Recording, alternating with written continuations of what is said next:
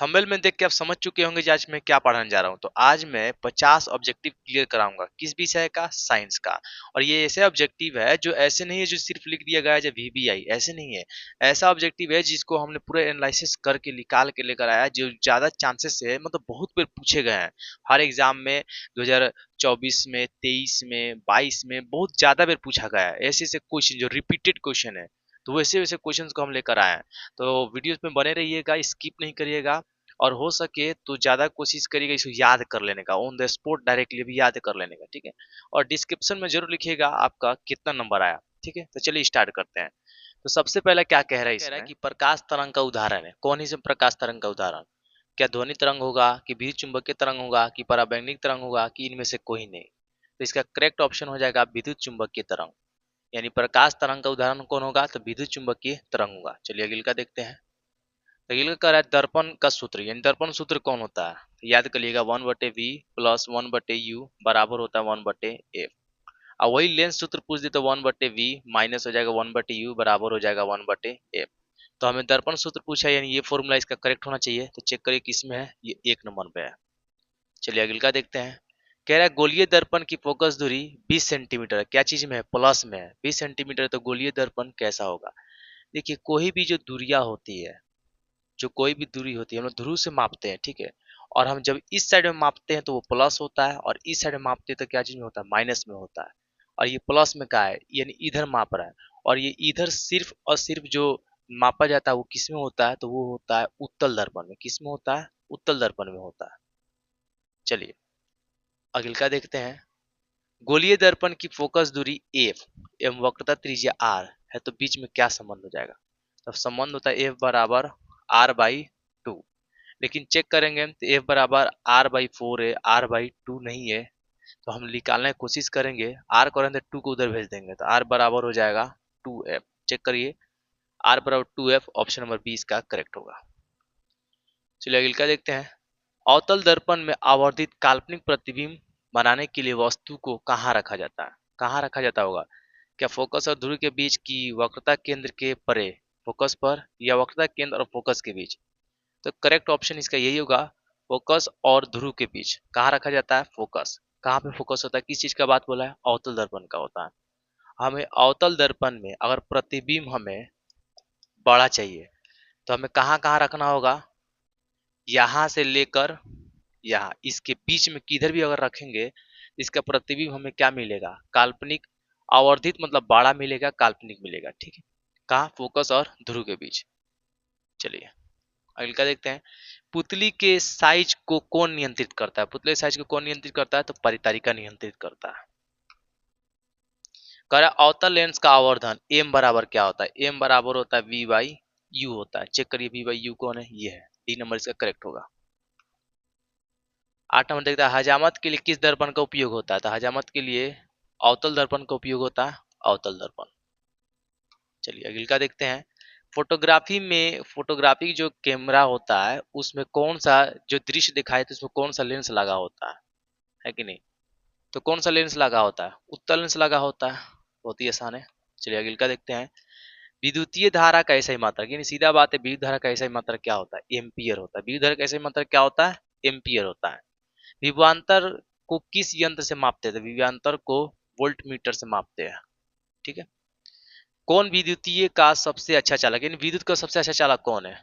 चांदी है। क्या है? सबसे अच्छा चालक है वो चांदी है। बोल रहा है चालक का प्रतिरोध बढ़ता है। अगर चालक का प्रतिरोध बढ़ेगा तो ताप क्रम में भी क्या होगा? बढ़ोतरी होगा, ठीक है। ताप क्रम में भी बढ़ोतरी, ताप क्रम भी उसका बढ़ेगा। विद्युत आवेश का ऐसा ही मात्रक, यानी सीधा बात है, आवेश का ऐसा मात्रक क्या होता है? तो आवेश का ऐसा मात्रक होता है कूलम। क्या होता है? कूलम होता है। अगले का देखते हैं। यदि कोई प्रतिरोध समांतर हो तो उनका समतुल्य प्रतिरोध होगा। क्या हो सकता है? ऑप्शन दिया है प्रत्येक प्रतिरोध से अधिक, हाँ दूसरी का बोल रहा है प्रत्येक प्रतिरोध से कम, प्रत्येक प्रतिरोध के बराबर, और इनमें से कोई नहीं। तो यदि कोई प्रतिरोध समांतर है तो उनका समतुल्य प्रतिरोध ये हो जाएगा, प्रत्येक प्रतिरोध से क्या हो जाएगा? कम हो जाएगा। चलिए अगले का देखते हैं। प्रतिवर्ती विद्युत धारा की आवृत्ति का ऐसा ही मात्रक, आवृत्ति का ऐसे मात्रक होता है हर्ट्ज, ठीक है। चलिए अगले का देखते हैं। अमीटर में निम्नलिखित में किसे मापा जाता है? अमीटर से क्या मापा जाता है? अमीटर एमीटर यानी सीधा बात है धारा को मापा जाता है। उसका कह रहा है निम्नलिखित में से किसका अर्थ जल होता है? यह हाइड्रो का होता है। किसका होता है? तो हाइड्रो का होता है। अगले का देखते हैं, सौर कुकर के लिए कौन सा दर्पण सर्वाधिक उपयोगी होता है? कौन होता है? समतल, ये तो हो ही नहीं सकता। उत्तल नहीं हो सकता। अवतल दर्पण ये सबसे ज्यादा होता है क्योंकि ये सबसे ज्यादा प्रकाश यही देता है। चलिए अगले का देखते हैं, सूर्य के प्रकाश में रासायनिक अभिक्रिया किस प्रकार की होती है? सूर्य के प्रकाश ये किस प्रकार रासायनिक अभिक्रिया है? तो हम देखेंगे अपघटन अभिक्रिया। क्या है? अपघटन अभिक्रिया।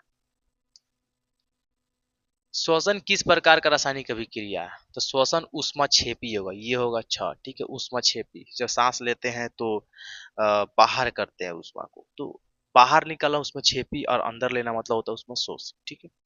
चलो अगले का देखते हैं, ये क्या हो जा रहा माइक्रोफोन को। लिखा है प्रकृति में ऑक्सीजन का संतुलन कैसे बना रहेगा? बहुत ही आसान है। संतुलन तभी बना रहेगा जब प्रकाश संश्लेषण सही से होगा। और पता ना प्रकाश संश्लेषण किस में होता है? पौधों में होता है। अगर वो सही से अगर ना सांस को अंदर ले बाहर करेंगे, अगर सही से प्रकाश संश्लेषण अगर उसके अंदर नहीं होगा तो ऑक्सीजन हम लोग को मिलेगा नहीं, संतुलन बनेगा नहीं, वातावरण खराब होगा और इस प्रकार से हम लोग जल्दी समाप्त हो जाएंगे, है कि नहीं। 23 नंबर का है टार्टरिक अम्ल किस प्रकार का अम्ल है? टार्टरिक ये कार्बनिक अम्ल है। कौन सा अम्ल है? कार्बनिक है। दही में कौन सा अम्ल पाया जाता है? लैक्टिक अम्ल। दही में पाया जाता है लैक्टिक अम्ल। कोई विलियन लाल लिटमस को नीला कर देता है, उसका पीएच मान लाल को नीला कर रहा है, तो लाल से नीला में जा रहा है यानी क्षारीय में जा रहा है। और क्षार का मान 7 से जब अधिक होता है तो वो क्षार होता है। 7 तो उदासीन हो गया है कि नहीं, ये तो नहीं हो सकता है, तो ये हो जाएगा। कौन हो जाएगा? ये। अगले का देखते हैं, टूथपेस्ट में क्या होता है? क्षारीय होता है भाई, आसान है। क्षारीय होगा तभी तो दांत को साफ करेगा, ठीक है।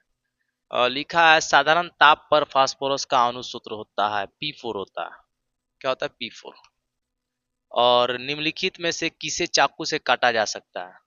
किसे काटा जा सकता है? आयरन, इसे को तो काटे। कॉपर नहीं, कैल्शियम नहीं, लिथियम। लिथियम को हम लोग चाकू से काट सकते हैं।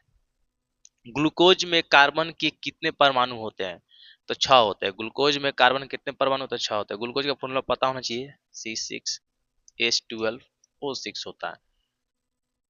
तो ये ग्लूकोज में कार्बन का ना परमाणु पूछा है, तो कार्बन का कितना होगा? 6। इसी प्रकार हाइड्रोजन का पूछ दिए तो 12 बोल दीजिएगा, ऑक्सीजन का पूछ दिए तो 6 बोल दीजिएगा, ठीक है। ये किसका पूछा है? तो ये पूछा है हमें कार्बन का, तो कार्बन का हो गया 6।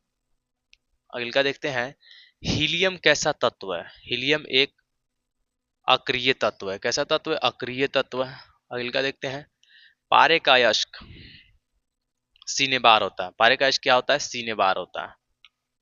आगे देखते हैं, ऑक्सीजन के दो परमाणु के बीच कितने अबंध होता है?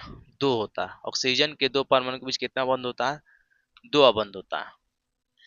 संतृप्त हाइड्रोकार्बन श्रेणी के सदस्य को कहा जाता है? संतृप्त हाइड्रोकार्बन श्रेणी को कहा जाता है क्या? एल्काइन कहा जाता है, एल्कीन कहा जाता है, एल्केन कहा जाता है कि एल्कोनल कहा जाता है? एल्केनल।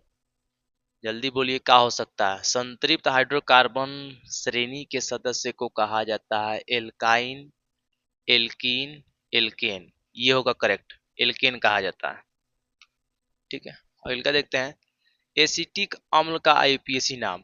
एसिटिक अम्ल का आईयूपीएसी नाम ये होता है एथेनोइक अम्ल होता है, ठीक है, एथेनोइक अम्ल होगा।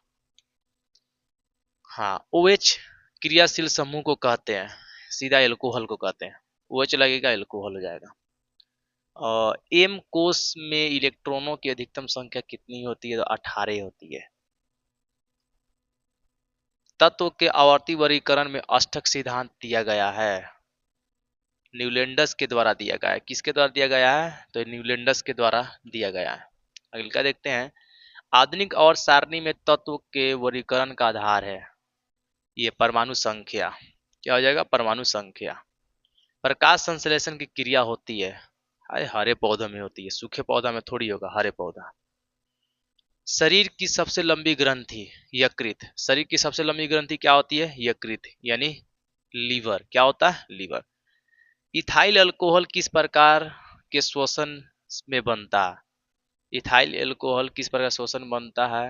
तो वायवीय श्वसन बनता है। वायवीय श्वसन बनता है इथाइल अल्कोहल। किण्वन के फलस्वरूप कितने एटीपी का निर्माण होता है? किण्वन के फलस्वरूप कितने एटीपी का निर्माण होता है? ये 38 38 एटीपी का निर्माण होता है। खुला परिसंचरण तंत्र किसमें पाया जाता है? तिलचट्टा में पाया जाता है। खुला परिसंचरण तंत्र तिलचट्टा में पाया जाता है। ये कोशिका रक्त स्राव को रोकती है। कौन कोशिका रक्त स्राव को रोकती है? लाल रक्त कोशिका नहीं, ये तो बह जाता है। सफेद रक्त कोशिका नहीं, लसिका नहीं, ये प्लेटलेट कोशिका, यही जो है जो रक्त स्राव को क्या करती है? रोकती है। सीरा अलिन छिद्र को क्या कहते हैं? सीरा अलिन छिद्र को क्या कहते हैं? क्या कहते हैं? पेस मेकर कहते हैं। क्या है? पेस मेकर कहते हैं। मानव हृदय में कोष्ठकों की संख्या 4। इनमें से रक्त बैंक के नाम से जाना जाता है। किसे रक्त बैंक के नाम से जाना जाता है? प्लीहा। प्लीहा को जाना जाता है। हाँ, प्लीहा को जाना जाता है। चलिए अगले का देखते हैं। फल के पकाने में महत्वपूर्ण भूमिका इनमें से किसका है? तो फल को पकाने में महत्वपूर्ण भूमिका एथिलीन का होता है। यही फल को पकाने में सबसे महत्वपूर्ण भूमिका निभाता है। मृत जीवी का उदाहरण है गोबर अक्षता, यही है। 50वां, हाइड्रा में प्रजनन की विधि निम्नलिखित में से कौन सा होता है? कौन होगा? क्या कायिक प्रवर्धन होगा, बीजाणु समासंग होगा, कि मुकुलन होगा, कि विखंडन होगा? क्या हो सकता है? क्या ये ऑब्जेक्टिव मैं आपके ऊपर छोड़ सकता हूँ? छोड़ सकता हूँ, बिल्कुल। इसका आंसर आप कमेंट जरूर करिएगा। देखिए टाइम नहीं लगा, 50 ऑब्जेक्टिव कितना जल्दी क्लियर हो गया।